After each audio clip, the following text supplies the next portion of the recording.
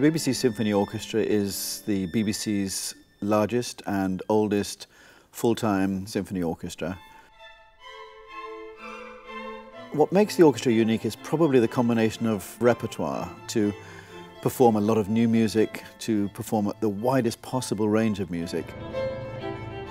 You'll probably find more commissions and new music on our programming that makes it distinctive than you might in other orchestras.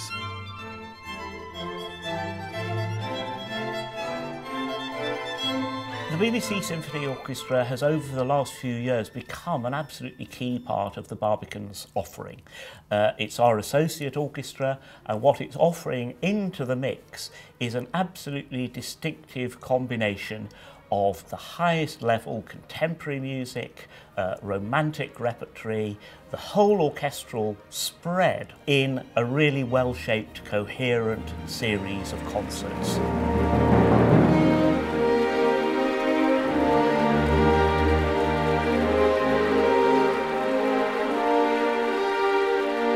The highlight of the season for me is the cycle of Sibelius symphonies.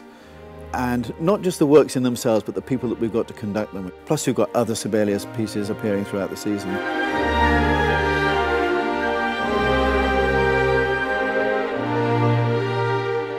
This season we have 5 big choral concerts. Michael Tippett's immensely moving A Child of Our Time and Walton's really thrilling Belshazzar's Feast are 2 of the highlights in the season as far as the symphony chorus is concerned.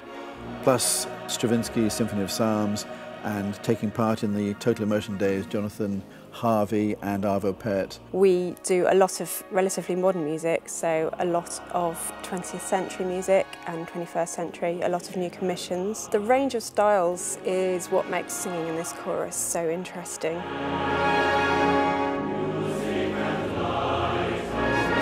Total immersion is a way of getting to know the music of usually one composer through films, through talks, chamber music, ensemble music and symphonic music.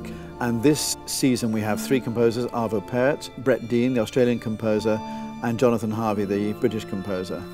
It's an opportunity for us to really get inside those composers and to present them to a public who perhaps might not know so much about their music, but we think will come with us on a really interesting journey.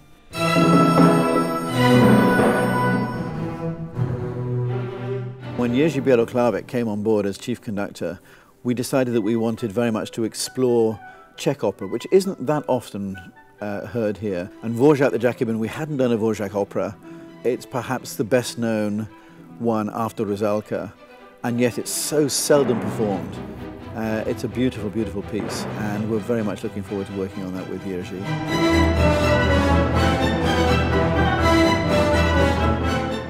Music Nation is a really exciting project around the opening weekend of March 3rd and 4th. And it's a celebration of orchestral music around the UK. You've got the BBC Symphony Orchestra involved with a really exciting Rufus Wainwright project at the Barbican, and a project building on the success of Urban Classic involving the orchestra performing with young urban artists.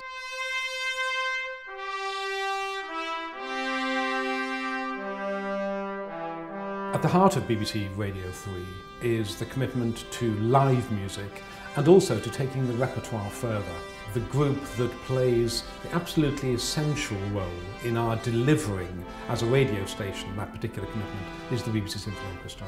Well, obviously we're a broadcast orchestra, and that's a really important part of why we exist. A lot of people can't physically get to the Barbican, and to be able to hear our concerts on Radio 3 is just a great way of bringing that music to people who can't come. What the BBC Symphony Orchestra is doing is to push on the art form of music, and that's why people should follow the BBC Symphony Orchestra to see what is really going on in music today. It's all down to flexibility, I think, of musicianship and the programmes, which are so diverse, and being able to pull that off in one programme, in one evening's entertainment, is quite something.